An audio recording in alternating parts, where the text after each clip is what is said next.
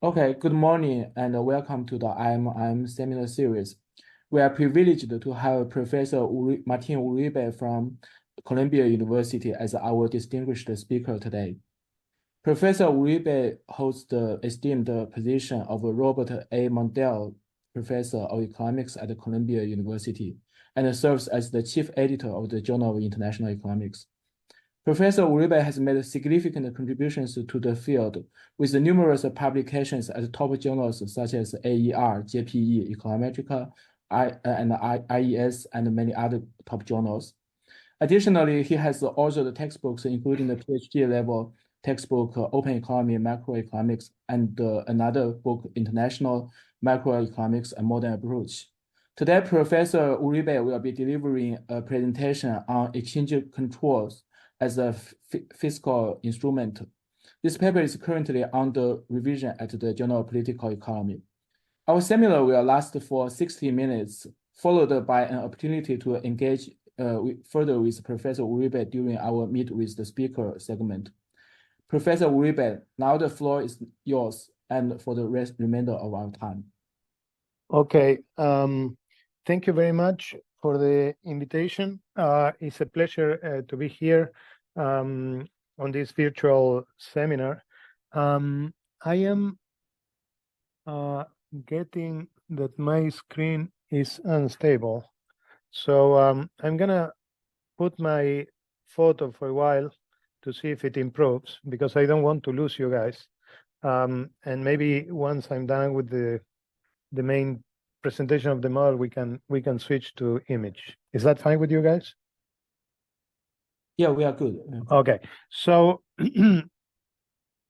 this is this paper. The starting point of this paper is that about 20% of countries in the world have some sort of exchange controls, which could be parallel, dual, or other type of exchange controls, which typically are also multiple exchange controls. These controls typically or are particularly observed in countries with high inflation, high chronic inflation. The purpose of this paper is to analyze exchange controls as a fiscal instrument, which is something that Dornbusch cited as the first reason why exchange controls take place. Countries try to impose those controls as a way to tax exports and subsidize imports, and one reason is to get exchange fiscal revenue. And we are going to think of an economy that has already exhausted all other ways of collecting taxes with regular taxes, and is left and still has some fiscal deficit, and it's left with exchange controls and money creation as the two instruments that compete for revenue. Okay, so that is the situation we have in mind. It's not a situation in which the government still has room for applying other taxes. The government has exhausted, the ability to tax via regular means of taxation. And Argentina is a particular example of that. Let me give you an example. A couple of weeks ago, the governor of the main state in Argentina, which is called Buenos Aires, decided to increase taxes. And a national legislator urged people to rebel, to make a tax rebellion. So this is the situation we have in mind. There's very little room for increasing regular taxes. Okay, so the main question we want to answer is, if we think about the optimal design of optimal monetary and fiscal policy, in this case, exchange rate policy, monetary and exchange rate policy, what is the mix of the inflation tax and exchange controls that is is optimal from a Ramsey point of view. So I'm going to show you a model of a small open economy that is going to be a very regulated economy. Okay, so I'm thinking of economies like Venezuela, Argentina, and so on. So the household is going to maximize this utility function, which is a standard utility function that depends on consumption and hours worked. So H is hours, C is consumption. The budget constraint of the household is this one here. The left-hand side has the uses of wealth. So the household uses its wealth to consume, to buy consumption goods. Everything is expressed in terms of the consumption good. So this is a consumption good, which is going to be a non-tradable good. I want to motivate a demand for money. So I'm going to use a classic way of motivating a demand for money, which is to say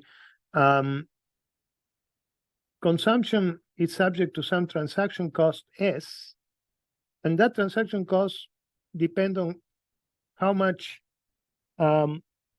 money you have. It depends on your money velocity. Remember, money velocity is consumption over money holdings. So the more you consume, the higher is this transaction cost. And the more money you have, the lower is this transaction cost, right? Money velocity is consumption over money. So this transaction cost is increasing in consumption and decreasing in money holdings. So as the inflation rate goes up, people are going to want to minimize money holdings because money doesn't earn any interest.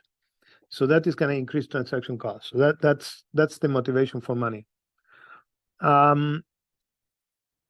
Then these households are going to buy assets. This A here is the sum of bonds. There will be a bond that earns the interest rate I and money. Because they hold money, they pay an opportunity cost. We can call this the seigniorage revenue paid by the household. Is the opportunity cost of holding money times the stock of money they hold. And here on the right-hand side, one second, let me move a little bit to the right, the gallery of images. So here on the right-hand side, we have the sources of wealth. And the sources of wealth are labor income, so the wage rate times hours, a transfer that the household receives from the government. This is going to be the fiscal deficit that's going to make this economy an inflationary economy. They receive profits from firms, and they receive, the assets they invested in the previous period. Here, these are nominal assets, so they are depreciated by inflation. Okay, so this is the household's problem. May I ask a question? Yes, please. So here you have the velocity in your constraint. Is that an important assumption? Because we know that in recent decade for the US, we have the quantity of money increase a lot because of this QE program and other policy. And at the same time, nominal GDP didn't increase so much. Then we would see that a velocity falls significantly. But do we observe that the transaction cost also changed so much in the US? Right. So what happened in the US was that the US was at the zero lower bound, right? When this increase in money holdings increased a lot, the US was at the zero lower bound. When the interest rate is zero, you are indifferent between holding bonds, which earn zero, and holding money. So your holdings of money can be infinite, right? I mean, it doesn't matter. You can be flooded with money. But I'm going to be thinking of an economy that is very far from the zero lower bound. It's going to be a very inflationary economy, so the interest rate is going to be pretty high. So at that level that I'm talking about, it becomes relevant how people protect themselves from inflation. Right, but we are at the zero low bound from 2000 2008 to 2015, and again 2020 to 2022. But in the past 2 years, the U.S. interest rate is like the federal funds rate is over 5%. So we are kind of away from the zero lower bound now, right? Right, and the government is unwinding the asset positions. So we should re-estimate the demand for money or evaluate it at the current interest rate, and it's going to be lower than during the zero lower bound period. Okay, thank you. Okay, so yes. Hi, Martin. Yes. Yes. The bond, is it an international bond or is it issued by the government, the domestic government? This is a bond issued by the government. So I will show you. This is going to be a small open economy, but it's going to be pretty close to international trade. I want to capture Argentina, which is a very closed economy. But the country will have an external debt, like Argentina. That's the country we're going to use to calibrate the model. But so it will have to make payments to the rest of the world of interest on that external debt, but households cannot really trade in international markets, right? So this is a very regulated economy. That is what we have in mind. It's only the government the one that can make some transaction with the rest of the world. The government will have an external debt, and it will have to pay interest on that external debt, but the government is going to be semi-defaulted like Argentina is, and it's going to be cut off from international markets. But that doesn't mean that it still has to pay interest on its debt. Okay. You see what I mean? Yes, I see. So this IT, the interest rate is a domestic one. Yes, this is a domestic interest rate. Exactly. Okay. So the demand for money that you get, is a velocity that depends on the interest rate, right? When you take the first order conditions and so on, the household says the higher is the opportunity cost of holding money, the less money I'm going to have per unit of consumption. So velocity goes up. Now, what margins what cost does that involve? Well, when these guys want to decide how much when the interest rate is very high, you don't want to consume too much because consuming involves this transaction cost. It becomes very costly to consume. If you don't want to consume, you don't want to work. You just want to have more leisure. So this velocity, this is the marginal cost of buying a consumption good. This velocity here affects the intratemporal substitution between hours worked or leisure and consumption, right? It's a little bit like if you have an environment economy, it's like the real wage, instead of being the true real wage, is a real wage divided by some distortion. So it discourages work and it induces more leisure. Why does it discourage work? Well, because you work only to consume. You don't like to work. You work only because working gets you to buy more consumption goods.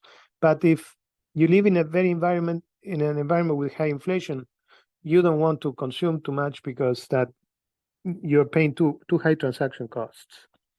Okay, so I think 100% of this presentation, I will focus on steady states, even though we do dynamics in the paper. But I will focus on steady states. In the steady state, the Fisher equation holds. This would be the Euler equation that comes from taking the derivative of the Households problem in the steady state. So in the steady state, inflation on the interest rate, the nominal interest rate. So someone asks, you ask, this is a nominal interest rate. The nominal interest rate is basically the inflation rate, right? There's a one-to-one or a linear relationship. The difference is just the discount factor, right? Which is the real interest rate. So when the interest rate goes up by 1%, the inflation rate goes up by 1% in the steady state. So whenever you see I, you have to see the inflation rate, right? That is, I'm saying this so that because you're going to see the interest rate all the time, the interest rate is basically the same as inflation. So pi t is inflation. Okay, so let me show you. Because this model is going to have two frictions, basically, the demand for money and these exchange controls. So I need to tell you what criterion we used to postulate the demand for money. So we had three criteria because since when you calibrate a country to a normal, a normal country, you don't have these three criteria. But when you want to calibrate a country like Argentina, you have to have these three criteria because Argentina went from in the estimation period went from hyperinflation to deflation. For example, we had a hyperinflation in the 1980s, late 80s, and we had deflation in the late 90s. So we had both the zero lower bound and hyperinflation. So what do you need? And then we had all the intermediate inflation. So what do you want? You want a demand for money that when the interest rate is zero, is not infinite, right? Because we didn't see infinite money holdings when the interest rate was zero. We saw very big demand holdings, but I'll talk about that in a second. But they didn't go to infinity real balances. So we need a money demand that when the interest rate is zero, is finite, the demand for money. We also need that if the economy embarks in a hyperinflation, that the government doesn't collect infinite amount of seigniorage revenue. We want seigniorage revenue to be limited. So we want what is called the Laffer curve. And we want the demand for money to be isoelastic in consumption because that is more or less what we see. So what turns out to be, if you put those three restrictions, you are going to gravitate to money demand functions of this type. This money demand function is a power function, except that it has an intercept, right? That intercept is important to satisfy these three criteria. We also have a sensitivity analysis with a log linear money demand function. The results don't change, but that log linear demand function doesn't satisfy the three criteria. So this is, if you assume these transaction costs, this is the demand for money you get, right? So you need these transaction costs to get the demand for money like this. So the transaction cost is essentially, as I said before, is a power function with an intercept. So let me show you how this money demand function fits the data. Oh, so yes. it's like the ADP, they are all parameters? Yes. So A is a parameter, D is a parameter, V is an endogenous variable. Right. B is a parameter. So you have three parameters. And then the interest rate is an endogenous variable as well. So those parameters are for estimation, or how do we determine? Yeah. So we estimate these parameters using data. So we do a non-linear OLS estimation of the model, and that gives you values for A, B, and D. Okay, thank you. And this is the fit of the money demand function. You see some points here that don't fit. This is because during the period, so between 1991 and 2001, Argentina had very low inflation. It pegged the exchange rate to $1 1-to-1. And the government, on top of that, decided to lift all restrictions in the economy to hold foreign currency. So many people chose to get rid of part of their money holdings and use dollars for different things. For example, for saving, for transactions in big ticket items like cars, electrodomestics, these kind of things. So the demand for money, for domestic money, went down. So you have to put the dummy for those convertibility periods. Otherwise, you cannot fit very well this data. And it has a nice Laffer curve. The inflation rate you need to be at the peak of the Laffer curve is like 27% per month. And with that, you collect like 5 percentage points of GDP, or close to 6 percentage points of GDP. Oops, sorry. So okay, so this is, I'm showing you these plots because this is one of the frictions in the model, so I wanted to spend a lot of time on that.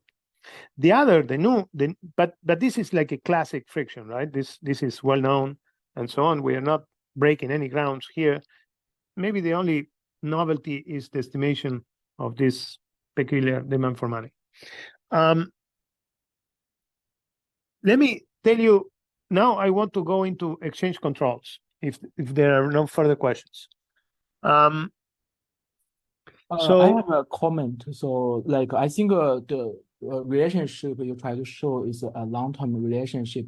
But here it seems that there's no role for the change for the natural rate of interest. I remember in like a couple of years ago, there is a GME paper by Luca Benetti, and that paper is actually talking about the velocity and the money demand. They are actually have a long-term relationship with the natural rate of interest. I'm wondering if that information is taken into account, whether that would affect the results or not. Actually, we estimate his demand for money also. We use his demand for money, Okay. and the results are identical. I mean, not identical, but very similar. So we use the demand for money that he uses in the paper with Lucas, Nicolini, and there's a fourth author, I think it's Weber. Okay, so any other questions about the demand for money? Okay, so there are two objects that are important for you to understand. One is the exchange rate gap. So this government, there will be a market exchange rate. So if you are Argentina, this exchange rate would be pesos per dollar. So for example, right now, this calligraphic E is in Argentina is like 1,100 pesos per dollar. This is the official exchange rate, right? So this is the exchange rate that the government fixes. This is like 870 right now in Argentina. And the way this official exchange rate works is the following. Suppose that you are an exporter, right? In Argentina, the main export good is soybean. So suppose you export soybean, you get dollars.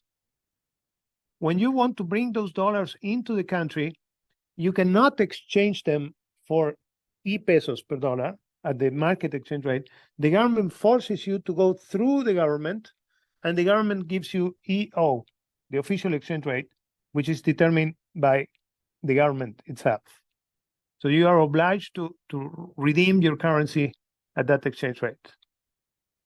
If you're an importer, the government also tells you that it sells you the foreign exchange you need at this cheap exchange rate. So you really like that. It's great for you to buy dollars at the official exchange rate to buy imported goods. But those dollars, that foreign exchange is going to be rationed, as I will tell you soon. So that is the idea.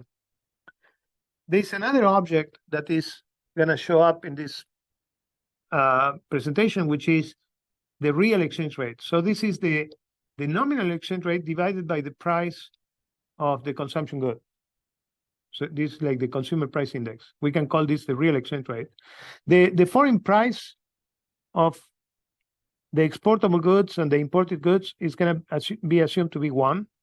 This can be a small of an economy. So E is the price in pesos of foreign goods if you could buy them at this exchange rate, right? If you were able to buy them or sell them at this exchange rate, the price of those goods would be E. And E over P is the real exchange rate. So if I want to convert any amount of tradable goods, whether imported or exported, into units of consumption at the market exchange rate, I have to multiply by little e. Okay, so that's the idea. Okay, so there will be this economy is going to produce 2 goods. One good is going to be the consumption good. So this good is a non-tradable good. It's produced with this function f that depends on labor and on an imported input. So when you see the letter Q, it means imported input. So Qn is the imported inputs used in the production of this non-tradable good. That is why I put a little n there. So Q is always imports. In this case, is imports of intermediate goods in the production of the consumption good, which is a non-tradable good. Then there is another good that this economy produces, which is an exportable good. This good is not consumed. This good is only exported. In the case of Argentina, it would be soybean, right? Argentines don't eat soybeans much. They export it. So this would be this good X. And this good X is produced with an imported input of production, which I call QX. So Q is always imports with a superscript X means these are imports used in the production of the export good. And remember, this good is not consumed. Okay, so that is the production technology. The economy produces 2 goods: a non-tradable good, which is exclusively used for consumption. That good is produced with the function f that depends on hours and imported inputs. And it produces an export good, which is not consumed, it's only exported. And it takes as inputs, imported inputs that are called QX. So the reason why we model it like this is because we could have put labor, but we had in mind Argentina, where the production of soybean is very intensive in things such as herbicides and fertilizers and tractors and things like that. It's not very labor intensive. So we modeled it like this. Okay, so if you understand this slide, you understand the contribution of this paper, and you're going to be in very solid grounds for the rest of the talk. So this is the maximization problem of the firm that produces these 2 goods. Sorry, oops, flipping too quickly. Produces these 2 goods. So the firm that produces these 2 goods, the revenues of the profits of this firm are, everything is expressed in terms of the consumption good, which is, remember, is a non-traded good. So the profits of the firm are the sales of this non-traded good, which I just showed you, is the production function F that depends on labor and imported inputs. Then the firm can decide to export goods through the official channel. That is to say, it sells the soybeans. These are exports. X is exports exported through the official channel.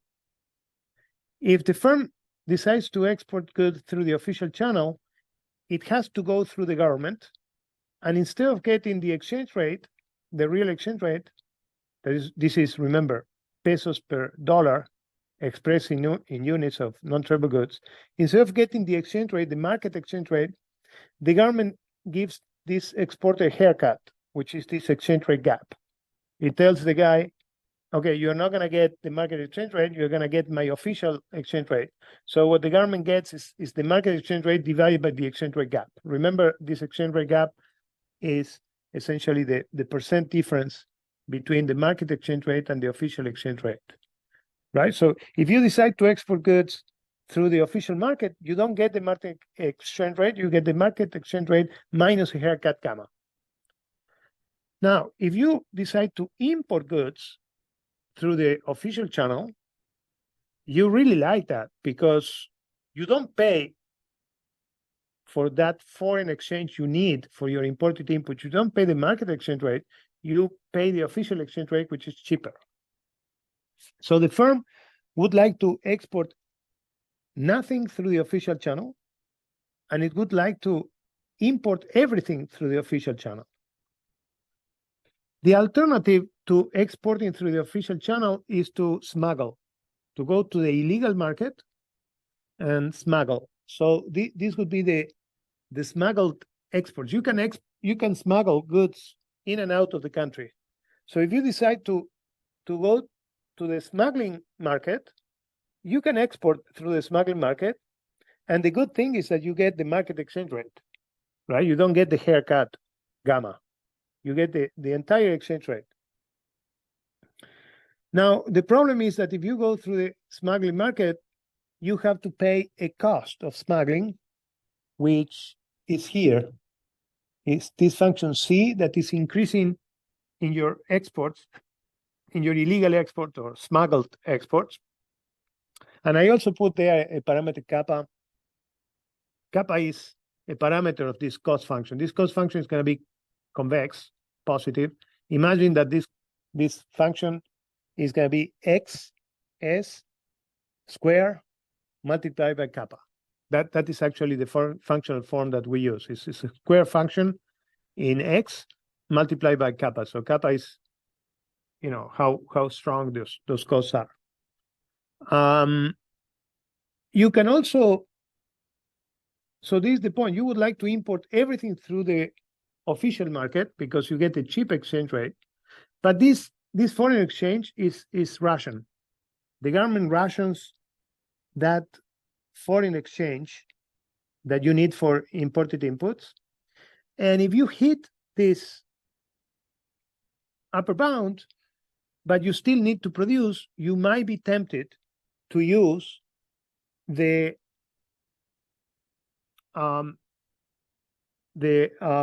smuggling market. Of course, using the smuggling market is more expensive for two reasons. First, because the government doesn't sell you the cheap foreign exchange. You have to pay the market exchange rate. And it's also expensive because the government doesn't, the government punishes you for using the smuggling market. So the more you smuggle imports, the higher is your cost. So this cost is also like quadratic in your smuggled income imports with parameter kappa. So it would be like kappa times q squared. So the firm also has labor payments to make. That is normal.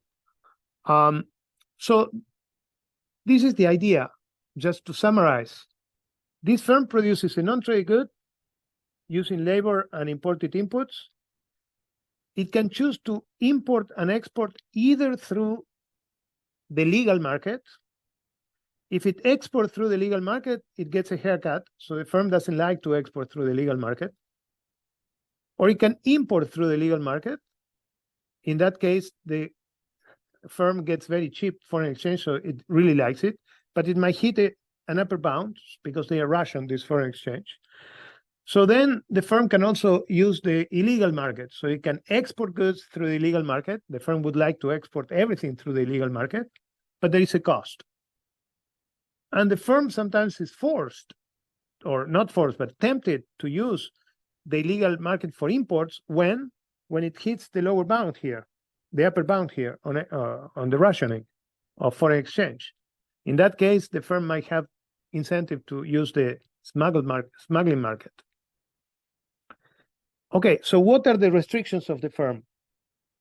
The restrictions of the firm are that the purchase of imported inputs, whether they are for the production of the non-trade good here or for the production of the exported good, X, those imports have to come either from the legal market or from the illegal market. So that is a constraint. And then your legal and your illegal exports have to adapt to the production of exported goods. Remember, this is a production function for exported goods that depends on has an input imported materials.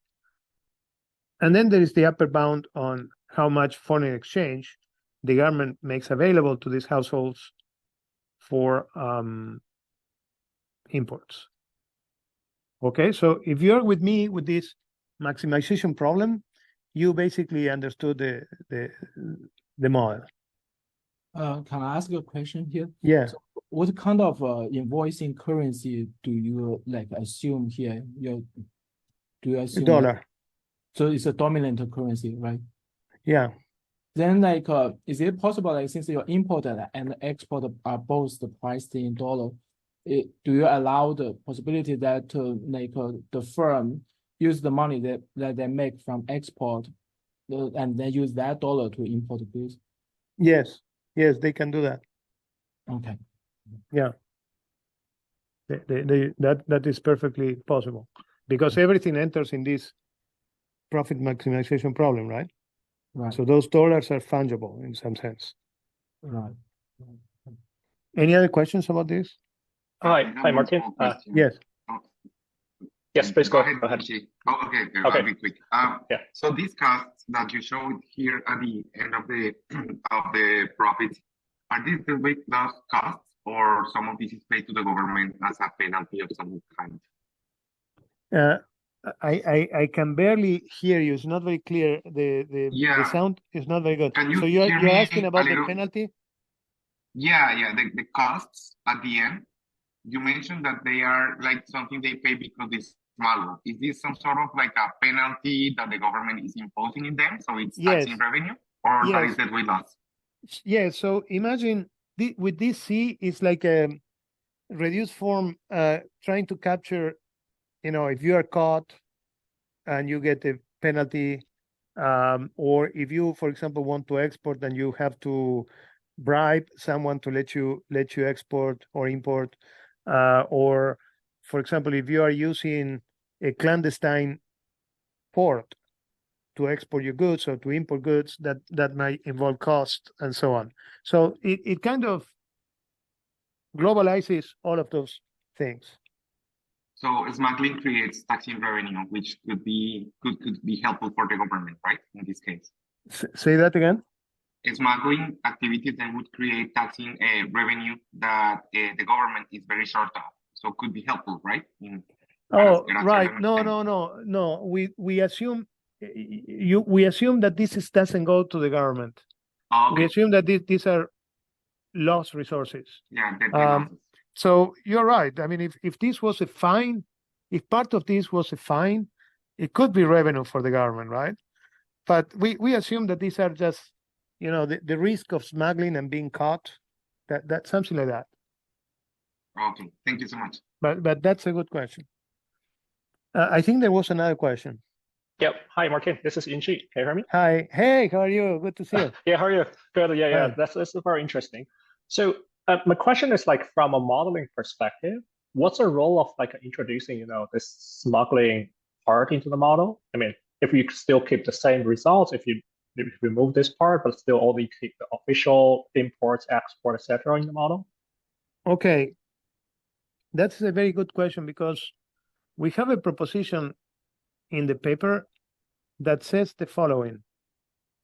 If the government wants to have revenue, that is to say, if the government wants to use this exchange control as a fiscal revenue, the costs of smuggling cannot be neither zero nor infinity.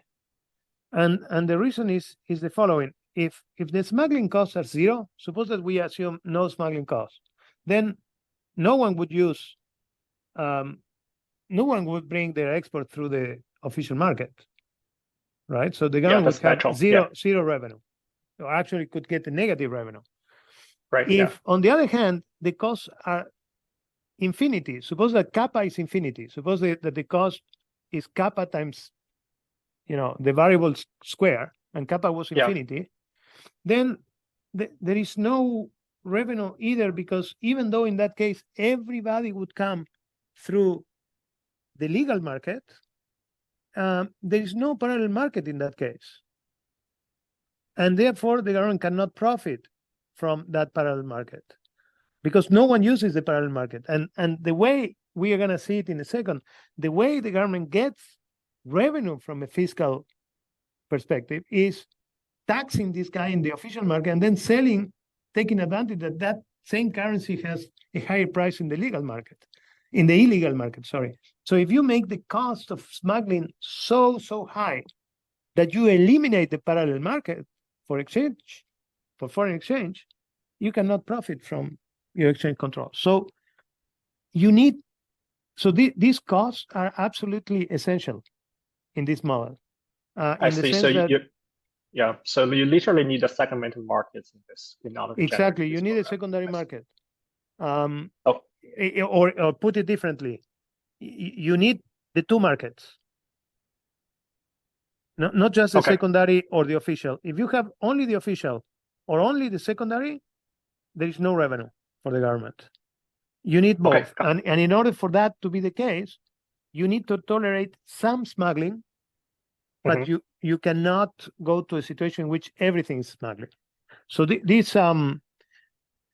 costs are very important. So that is why we spend time calibrating kappa. Okay, got it. Yep, thanks so much. No problem. Any other questions about this? Okay, so if you understood, as I said before, this problem, you are really with me. So I told you that we spent some time calibrating kappa. We search for different routes to calibrate kappa. It turns out that if you have information on total exports and on the trade balance, since in the context of this model, total exports are legal exports, because by definition, illegal exports are not recorded. So this model says whatever you see in the NIPA accounts is your XO, and whatever you see in the trade balance is your XO minus QO, is the official trade balance.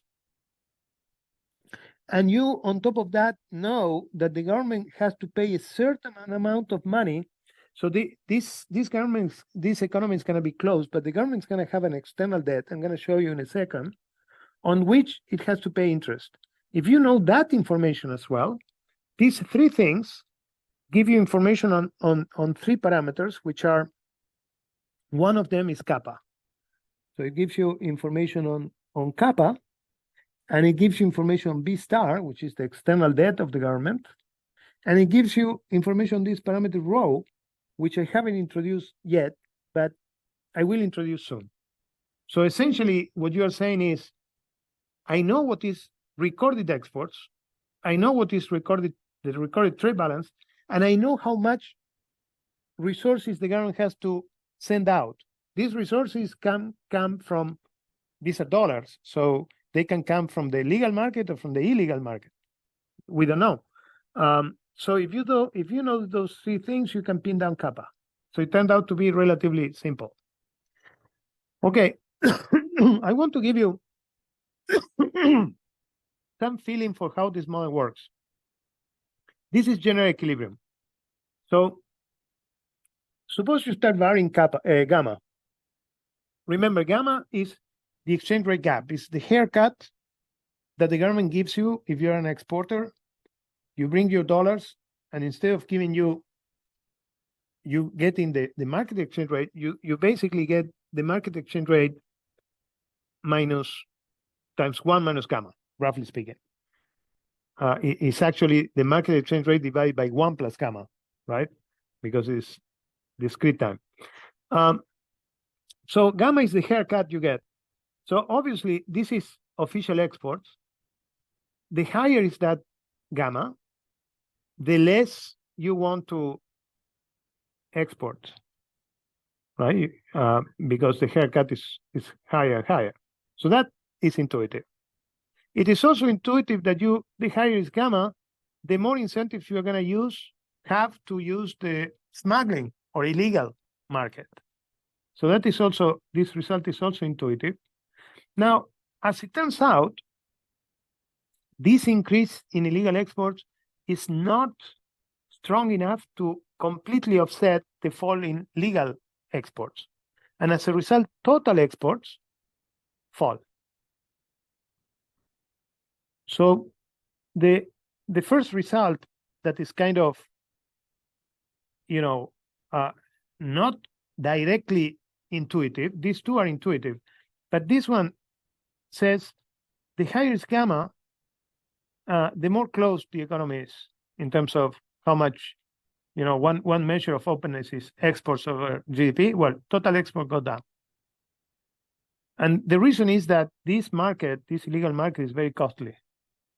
It's not for free. You can use it, but it's costly. So this increase doesn't completely offset this decrease. As a result, the economy gets closer. This is the other result that we didn't anticipate to be so strong. And it's the following. As these are official imports. So the higher is gamma, the cheaper the government is selling you foreign exchange. So you might think it's a subsidy to importers. Because, for example, the exchange rate in Argentina now, if you want to buy $1 to buy imported goods, you have to pay 1,100 pesos. And the official exchange rate is 860 pesos. So it's a subsidy. If the government sells you $1 for 860 instead of 1,100, it's a subsidy. As gamma goes up, it's like, that gap increases. So you want to import more and more through the legal market. However, what happens is that in equilibrium, this upper bound is hit very, very soon. For very small values of gamma, this is binding.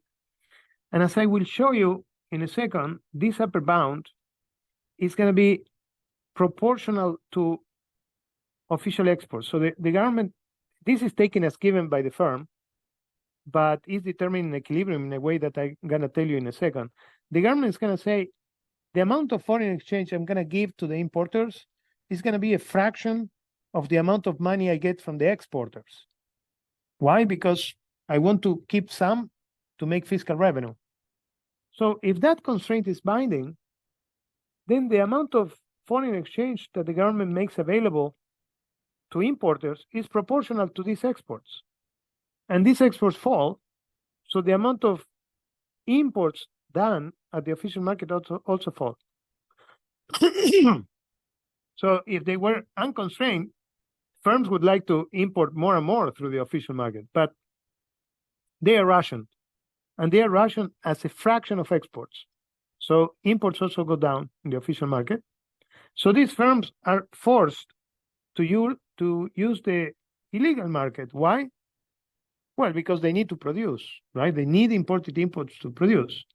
But the same problem happens. This market is expensive, it's illegal, more frictional, expensive. So this increase doesn't completely offset this, and total imports go down. So this captures two characteristics of real life. First, that economies that have very tight exchange controls are closed economies, are very closed economies. They are endogenously closed economies. So this is shown here. Exports, total exports and total imports both go down. So this is a very closed economy. And second, this is what is called a shortage. In the jargon, when you read the newspaper in these countries, they all the time talk about dollar shortage. Well, this is what it is, the dollar shortage. There are no foreign exchange available for imports. Yeah. Question. So what is the numbers on your graph? Are there like a percentage deviations? No, these are absolute numbers. So what does that mean if I have a 0.6? So these exports are in the range of 10 to 20% of GDP. And these two, because the gap between these two, well, it could get big. It's around 15%, the gap, right? So if this goes from 10 to 20, these ones also more or less go from 10 to 20% of GDP. Okay, but then like you say this is going when this gamma is very big, it tends to be closed. Then, but it seems that your numbers, your import and export, is still quite positive numbers. So how do you say that it's getting closed when gamma gets bigger? Well, close means that these two go down. Right. It's a. No, I'm not saying it's a completely closed economy, right? Right. Right. Okay. No. These firms need imports to produce. Right. It just says what happens is that the exchange controls force these economies to operate with less imported inputs. Right. That part I think makes sense. And like then like your smuggled imports, the lower panel in the middle is I can sometimes get to negative on the very left end. Then what does that mean when it goes to negative? Negative means that you are under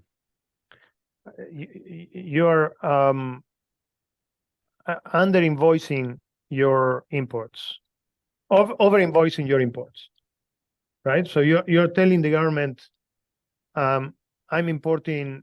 Let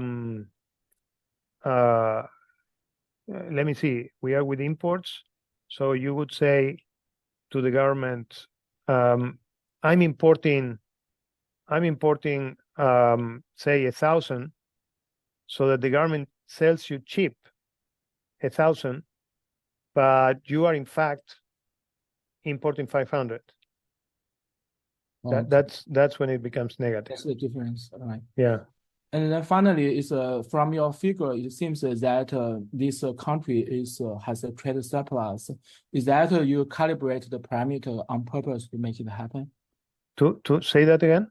So your export is higher than imports. So that means the country is running trade surplus, right? Yes. So I will show you that in a second. Okay. It's going to be an endogenous outcome. Okay. In a Ramsey sense, endogenous in a Ramsey sense. Optimal. Okay. Thank you. So this is the government. So here you see the trade-off that the government faces very clearly. So the government issues money and bonds. So money and domestic bond, the sum of that is called A. Then the government collects seigniorage revenue because households don't get interest on money. Remember, this interest rate is roughly speaking the inflation rate. So the higher is the inflation rate, the more seigniorage the government gets. That is one source of revenue for the government, money creation, inflation. And the other source, which is going to compete with this one, is the exchange controls. It's the haircut, gamma.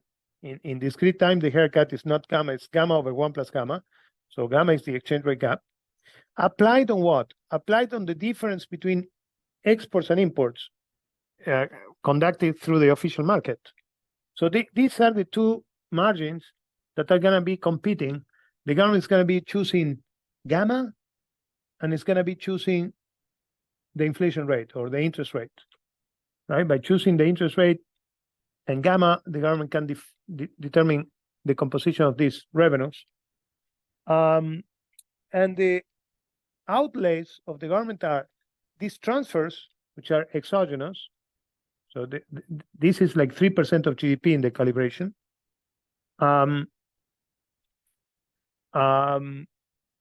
It has to, so this is 3%. The government has this external debt, which is constant in dollars, on which it has to pay the interest rate R star. So that is also an expense. And then the government has to pay interest on its domestic liabilities. Okay. So the total payments the government makes is like, in this case, this is like 3% of GDP. Okay, so those 3% of GDP, the government has to collect either by printing money, the inflation tax, or by the exchange controls. And I show you that these imports of imported goods are subject to an upper bound.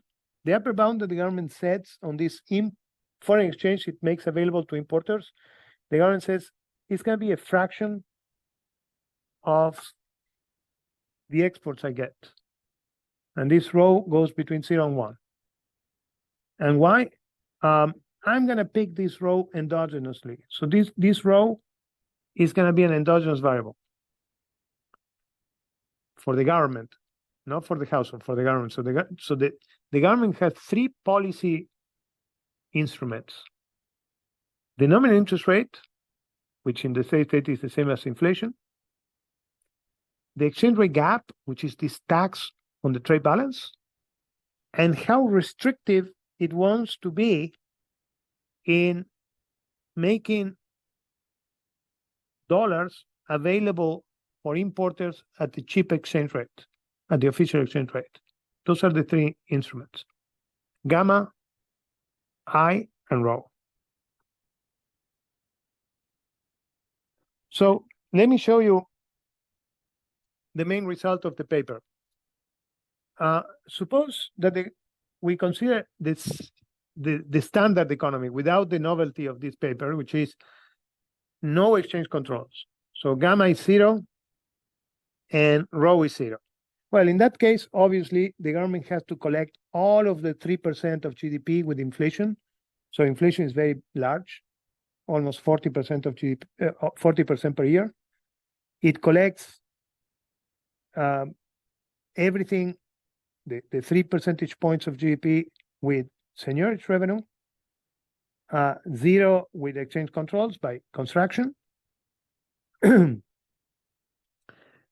Now, if instead the government uses the Ramsey optimal combination of exchange controls and money creation, I want to argue that this column here is identical almost to this column. So gamma is 0.03, so it's very, very small. Rho is 15%, which is also small, but since gamma is very, very small, the exchange rate is basically the market exchange rate. It really doesn't really matter. The government collects almost everything through seigniorage revenue, almost the 3 percentage points of GDP. And the welfare cost by definition is 0.